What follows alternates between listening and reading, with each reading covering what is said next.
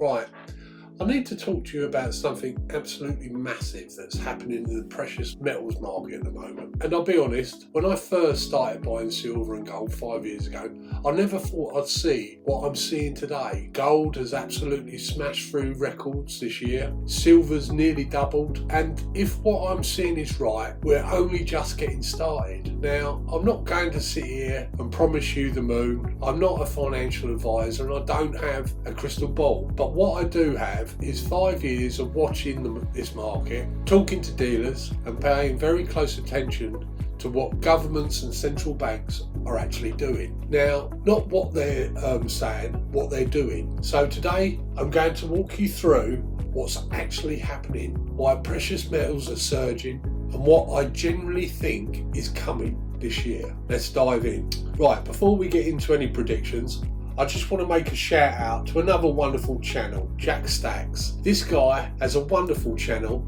and he gave me my first ever shout out. So a big thank you to him.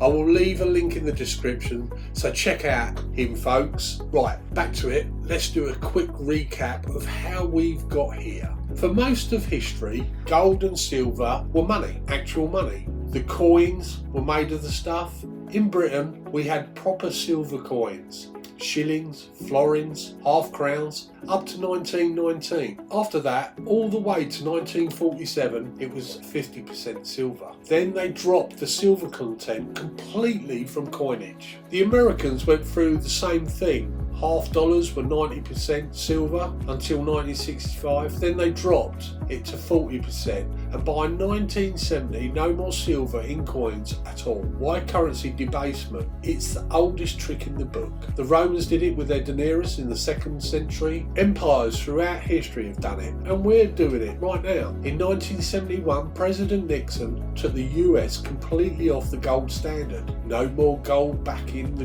dollar, just paper, just promises.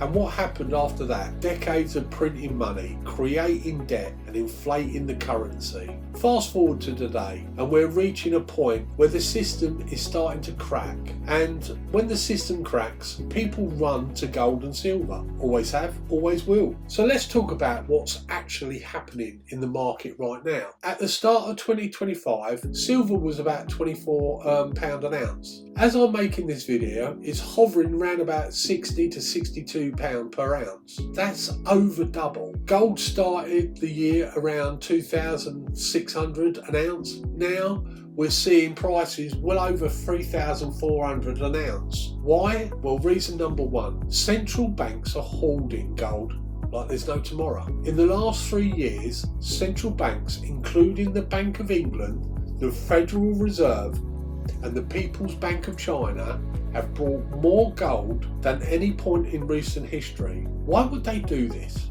Because they know what's coming. They know inflation isn't under control. They know the dollar is losing trust globally. When central banks are buying gold, you should be paying very close attention. There's reason two, the global monetary system is shifting. The BRICS nations, Brazil, Russia, India, China, South Africa, are actively working on alternatives to the US dollar for international trade.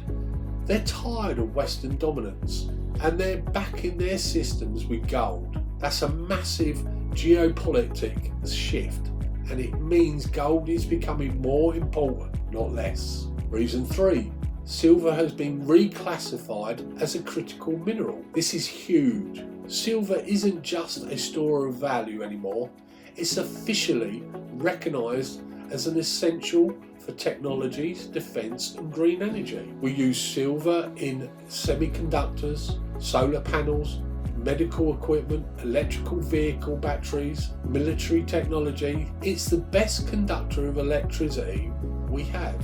And here's the kicker. We're in a supply deficit. We're using more silver than we're mining out of the ground. That's been the case for 6 years running. Limited supply, increasing demand. You don't need to be an economist to see where that's heading. What I'm seeing from dealers and experts. Now, I'm not going to pretend I have insider government information or secret source. But what I do have is conversations with reputable bullion dealers, and I can tell you what they're seeing on the ground. Dealers I speak with are reporting unprecedented demand, not just from retail investors like you and me, but from institutions, from high net worth individuals who are quietly stacking physical silver and metals. And these aren't panic buyers. These are people who understand the market, understand wealth preservation, and who are making very deliberate decisions. I've also been paying attention to what some of the big names in the precious metal worlds are saying. People like Andy Satchett at Miles Franklin, one of the largest bullion dealers in the US. They have been increasingly bullish on gold and silver. Major investment firms like BlackRock and JP Morgan have issued reports suggesting gold could hit £4,000 to £5,000 per ounce in the next couple of years. Now, why would they say that? Well, partly because they're investing in gold mining operations themselves. They know what's coming out of the ground. They know the costs and they know the demand. But here's the thing, I don't need investment banks to tell me what to do. I can see it for myself. Governments are buying gold. Supply is limited. Demand is increasing, inflation is still a problem, the pound is losing purchasing power. Those are facts, not speculation. What is my personal take on where prices are heading? Right, well, so let me give you my personal take and where I think the prices are heading. And let me be crystal clear. This is not financial advice. This is just my opinion based on what I'm seeing and what makes sense to me. Let's start with gold. I think gold could realistically hit 3,500 to 4,000 per ounce by the end of the year. That's 2026. Some analysts are saying it could even be higher, 5,000, 6,000, or even more in the long term. Why? Because gold has been artificially suppressed for decades through paper contracts and future markets, but when push comes to shove, physical gold is what matters. And when governments need to settle debts, when currencies lose confidence, gold is what they turn to. Silver is the one that really excites me. I think we could see silver at £70 to £90 per ounce by the end of 2026, potentially even higher if the supply deficit continues. Some people are even talking about £100 per ounce in the next few years.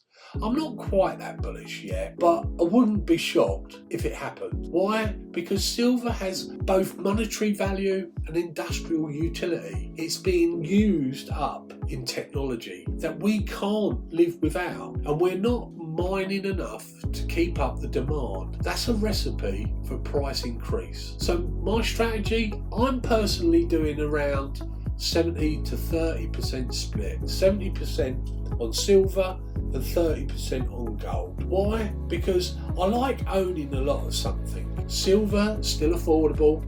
I can buy an ounce of silver for around about £60, and an ounce of gold, well, that's around about 3,200. For most people, it makes sense to build your silver stack first, then add gold as you can afford it. I'm focusing on silver Britannias, maples, generic rounds, and my old favourite pre-decimal coins. I'll go for gold sovereigns, full sovereigns, half sovereigns and Britannias. These are recognisable liquid and easily to sell when you need to. Let me touch on something really important now that most people are not talking about. Silver has now been officially classed as a critical mineral by multiple governments, including the UK and the US. What does this mean? It means silver is essential for national security, for technology, for green energy infrastructure. Governments are recognising that silver isn't just a shiny metal,